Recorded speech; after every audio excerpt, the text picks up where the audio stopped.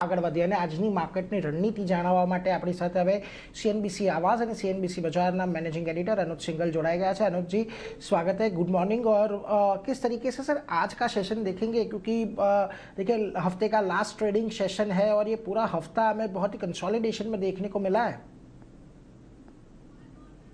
पता है हम क्या दिक्कत है हमारे साथ, हम अब एक ऐसी मार्केट में आ गए हैं जहां पर हम सुबह उठ रहे हैं तो आपको अपना व्यू चेंज करना पड़ रहा है, क्योंकि कच्चा तेल किसी दिन 80 के नीचे होता है, किसी दिन 85 पे होता है। कल जब हमने ट्रेड की शुरुआत की थी हम $78-79 पर थे, आज हम ट्रेड की शुरुआत कर रहे हैं, हम $83-84 पर हैं।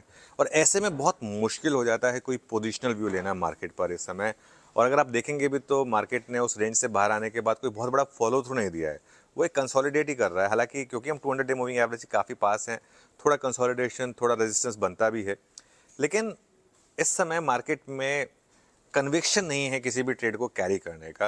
और जब तक ये ईरान यूएस वाला मामला पूरी तरीके से सेटल नहीं हो जाता और जब तक कच्चे तेल में इस तरीके के ओवरनाइट 4-5% के मूव आने बंद नहीं हो जाते, तब तक कोई एक पर्टिकुलर व्यू लेना इस समय थोड़ा मुश्किल है। तो चाहे तो स्टॉक स्पेसिफिक रहें या डे ट्रेडिंग करें कुछ समय के लिए, पोजिशनल ट्रेडिंग ना करें या फिर स्विंग ट्रेडिंग ना करें। इस मार्केट में फोकस करें वहाँ जहाँ अर्निंग्स अच्छी हैं, कमेंट्री अच्छी है, वहाँ पर मार्केट अच्छा रिस्पॉन्स दे रहा है। ये एक अप्रोच हो सकती है। आज आईटी काफ़ी इंटरेस्टिंग होगा वापस, क्योंकि ओवरनाइट अगर आप देखेंगे तो डॉलर वापस ऊपर आया है, कच्चा तेल ऊपर आया है, तो थोड़ा सा हो सकता है कि जो स्ट्रॉन्ग वाले आईटी स्टॉक्स हैं वो अच्छा कर सकते हैं। तो ये एक स्पेस हो सकती है जहाँ पर आप फोकस कर सकते हैं। एनबीएफसी ने बहुत पैसा बनाया है, आज इंटरेस्टिंग होगा कि आज यहाँ प्रॉफिट बुकिंग आती है या वो मूव कंटिन्यू करेगा। आई थिंक वहाँ पर नज़र रहेगी।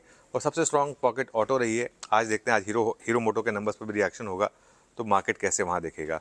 लेकिन ओवरऑल मार्केट में अभी इस समय थोड़ी सी कंफ्यूजन है, प्लस कैश का फैक्टर। हालांकि आज कैश का फैक्टर इतना इंपॉर्टेंट नहीं है, क्योंकि अब एक्सपायरीज जो है वो दूर हैं अगले हफ्ते की। तो आज थोड़ा सा आपको क्लीनर सेशन मिलना चाहिए, एटलीस्ट उतना इम्पैक्ट आज कैश का नहीं होना चाहिए। जी अनुज सर, बहुत बहुत शुक्रिया हमारे साथ जुड़कर ये सारी डिटेल शेर करने के लिए। तो जो ખાસ કરીને આજના દિવસે થોડુંક અહીંયાથી જેમ કહી રહ્યા છે કન્ફ્યુઝન છે અને બજાર પણ એવા કોઈ બહુ મોટા મૂવ આપણને આવતું જોવા નથી મળી રહ્યું, પરંતુ એની સાથે જ આગળ વધીએ સૌથી પહેલાં તો એફઆઈઆઈઝ અને ડીઆઈઆઈઝના નંબર્સ પર નજર કરી લઈએ। આજના દિવસે ઇન્ટરેસ્ટિંગ એટલા માટે છે કારણ કે જો ગઈકાલે નેટ સેલિંગ એફઆઈઆઈઝ તરફથી રહ્યું હતું 18 કરોડનું।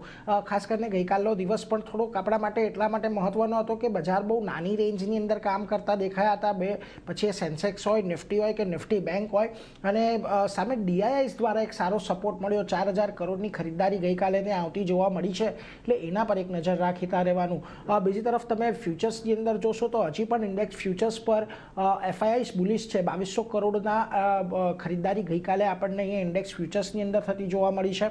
ઓપ્શન્સની અંદર 1200 કરોડની ચોક્કસથી વેચવાલી છે, પરંતુ સ્ટોક ફ્યુચર્સ પોઝિટિવ રહ્યા અને સ્ટોક ઓપ્શનની અંદર એક વેચવાલી આપણને જોવા મળી છે, એટલે એના પર એક ચોક્કસથી તમારે ધ્યાન રાખવાનું છે। હવે ગઈકાલના સેશનની અંદર આમ તો બજાર જેમ કહ્યું કે આપણને મોટેભાગે કન્સોલિડેશનની જ રેન્જ જોવા મળી છે, પરંતુ ખાસ કરીને જો તમે નિફ્ટીના ઓવાઈને હિસાબે જો ગઈકાલના આપણે ટ્રેડિંગ સેશનને અહીંયાથી જોઈએ તો જુઓ 24700ની ઉપર આપણને એક સારા એવા પુટ રાઇટર્સ ઉભેલા કોલ રાઇટર્સ ઉભેલા દેખાઈ રહ્યા છે। હજી પણ 25000ની સ્ટ્રાઇક પર પણ એક સ્ટ્રોંગ રાઇટિંગ આપણને જોવા મળ્યું છે, પરંતુ ગઈકાલે જે ઓઆઈ એડિશન આપણને થતું જોવા મળ્યું છે એ મોટેભાગે 24700 પર વધારે છે।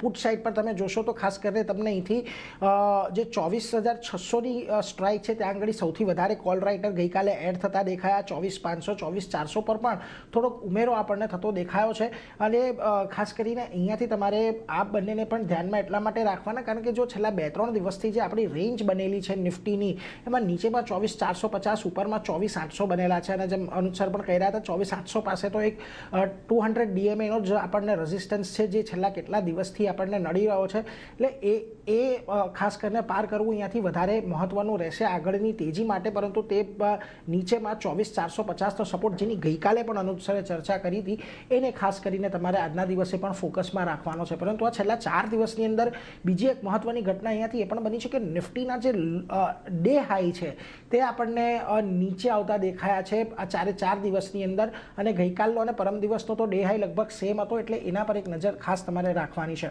બીજી તરફ તમે આવો નિફ્ટી બેંક પર, તો જુઓ નિફ્ટી બેંકની અંદર પણ તમને અહીંયાથી જે 58,000ની સ્ટ્રાઇક છે ત્યાં સૌથી વધારે આપણને એક્શન આવતું જોવા મળી રહ્યું છે. ત્યાં સૌથી વધારે અત્યારની પરિસ્થિતિમાં કોલ રાઇટર્સ પણ ત્યાં જ ઊભા છે, લગભગ 23 લાખથી વધારેની પોઝિશનિંગ છે. આ ઉપરાંત તમને પુટ રાઇટર્સ પણ સૌથી વધારે ત્યાં રહેતા જોવા મળી રહ્યા છે. જો કે ગઈકાલે તમને 58,100ની અંદર જુઓ એક એડિશન થતું જોવા મળ્યું છે. 58,500ની અંદર એક સારા એવા આપણને પોઝિશનિંગ જોવા મળી રહી છે. આ તરફે પુટ સાઇડ બાજુએ વાત કરીએ તો 57,500 પર એક સારા એવા કોલ રાઇટર્સ પુટ રાઇટર્સ ઊભા છે. પરંતુ અહીંયા પણ તમને જુઓ ખાસ કરીને 57,800 છે કે 57,700 છે, ત્યાં પણ તમને થોડાક પુટ રાઇટર્સ અત્યારે એડ થતા દેખાયા છે. એટલે એના પર એક ખાસ